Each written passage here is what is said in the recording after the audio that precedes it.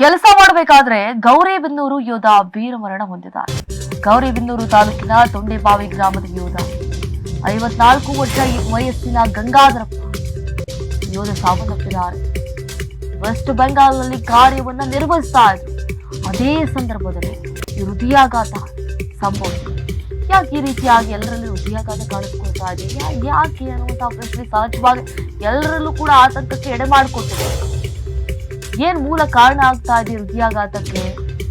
ಈಗಾಗಲೇ ಹಾಸನದಲ್ಲಿ ನಾವು ನೋಡ್ತಾ ಇದೀವಿ, ಪ್ರತಿನಿತ್ಯ ಒಂದಲ್ಲ ಎರಡಲ್ಲ ಹೃದಯಾಘಾತ ಸಮಸ್ಯೆಗಳು ಕಾಣಿಸ್ಕೊಳ್ತಿದ್ದಾವೆ. ಅದೇ ರೀತಿಯಾಗಿ ಈಗ ಹೃದಯಾಘಾತದಿಂದ ಯೋಧ ಕೂಡ ಸಾವನ್ನಪ್ಪಿದ್ದಾರೆ. ಕಾರ್ಯವನ್ನ ನಿರ್ವಹಿಸ್ತಾ ಇದ್ರು, ಕೆಲಸವನ್ನ ಮಾಡುವಂತಹ ಸಂದರ್ಭದಲ್ಲಿ ಏಕಾಏಕಿಯಾಗಿ ಹಾರ್ಟ್ ಅಟ್ಯಾಕ್ ಸಂಭವಿಸಿದೆ.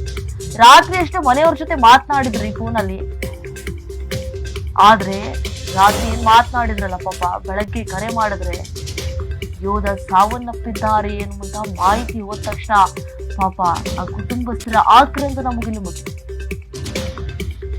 ಯೋಧ ಬೆಳಗ್ಗೆ ಸಾವನ್ನಪ್ಪಿದ್ದಾರೆ. ರಾತ್ರಿ ಮನೆಯವ್ರ ಜೊತೆ ಅಷ್ಟು ಖುಷಿಯಿಂದ ಮಾತನಾಡಿದ್ರು, ನಾನು ಆರಾಮಾಗಿದ್ದೀನಿ ಅನ್ನುವಂತಹ ಹೇಳಿಕೆಗಳನ್ನ ಕೊಟ್ಟಿದ್ರು.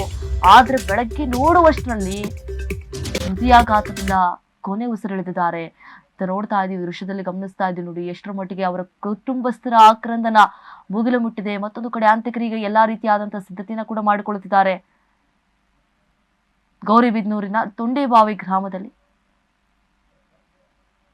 ಈಗಾಗಲೇ ಎಲ್ಲಾ ರೀತಿಯಾದಂತಹ ಸಿದ್ಧತೆಯನ್ನ ನಡೆಸ್ತಿದ್ದಾರೆ. ಆಗಾಗ್ಲೇ ಅವರ ಮೃತದೇಹ ಕೂಡ ಶಿಫ್ಟ್ ಆಗಿರುವಂಥದ್ದು ಅವರ ಸ್ವಗ್ರಾಮಕ್ಕೆ.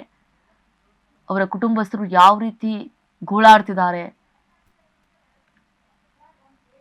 ಕಳೆದ 30 ವರ್ಷಗಳಿಂದ ITBP ಯೋಧನಾಗಿ ದೇಶಕ್ಕಾಗಿ ಸೇವೆ ಮಾಡ್ತಾ ಇದ್ದಂತಹ ಯೋಧ ಈಗಿಲ್ಲ ಹೃದಯಾಘಾತದಿಂದ ಸಾವನ್ನಪ್ಪಿದ್ದಾರೆ.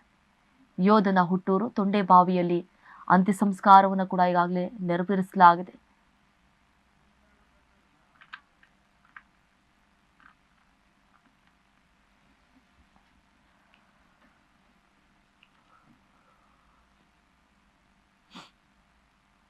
ನಮ್ಮ ಹತ್ರ ಮಾತಾಡಿದ್ದಾರೆ.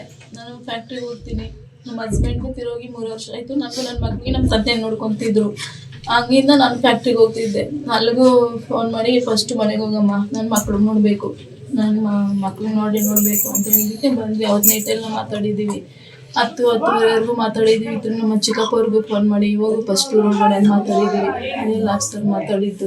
ನಮ್ಮ ಅಪ್ಪನ ಹತ್ರ ಮಾತಾಡಿಲ್ಲ. ಬೆಳಗ್ಗೆ ಕಾಲ್ ಮಾಡೋಣ ಅಷ್ಟೊತ್ತಿಗೆ ಆ ಕಡೆಯಿಂದನೇ ಕಾಲ್ ಬರ್ತಿದ್ದೆ, ಇದ್ದಾರೆ ನಿಮ್ಮ ಫಾದರ್ ಅಂತ. ಏನ್ ಮಾತಾಡೋದು ನಮ್ಮ ಹತ್ರ ಫೋನ್ ಮಾಡಿ? ಮಕ್ಳ ಹತ್ರ ನನ್ನ ಮಕ್ಳಿಗೆ ನೋಡ್ಬೇಕು, ವಿಡಿಯೋ ಕಾಲ್ ಮಾಡಿ, ಯಾಕೆ ಇಷ್ಟೊತ್ತಾದ್ರೂ ಮನೆಗೆ ಹೋಗಿಲ್ಲ, ಕತ್ಲು ಆಟೋ ಬೇಕಾದ್ರೆ ಮನೆ ಹತ್ರಕ್ಕೆ ಕರ್ಕೊಂಡು ಹೋಗು, ಕತ್ಲು ಇರುತ್ತೆ, ಒಬ್ಳೇ ನೇರ್ಕೊಂಡು ಹೋಗ್ಬೇಡ ಅಂತ ಹೇಳಿದ್ರು ಸರ್.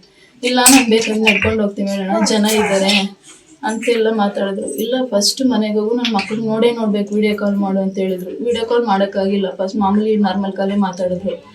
ಮತ್ತೆ 10:30ವರೆಗೂ ನಮ್ಮ ಹತ್ರ ಮಾತಾಡಿದ್ದಾರೆ ಅಷ್ಟೇ ಸರ್. ಅದೇ ಲಾಸ್ಟ್, ಮತ್ತೆ ನಮ್ಮ ಹತ್ರ ಮಾತಾಡಿಲ್ಲ. ನಮ್ಗೆ ನೈಟ್ ಡ್ಯೂಟಿಗೆ ಹೋಗಿ ಬಂದು ನನ್ನ ಮೈದನ ಹತ್ರ 2 ಗಂಟೆಲಿ ಮಾತಾಡೋರೆ.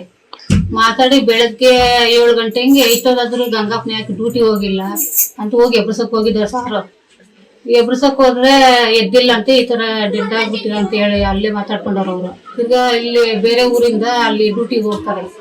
ಅವ್ರನ್ನ ಅಲ್ಲಿ ಅವರು ಈ ಕಡೆ ಬೇರೆಯವ್ರಿಗೆ ಫೋನ್ ಮಾಡಿ ಹೇಳವ್ರೆ.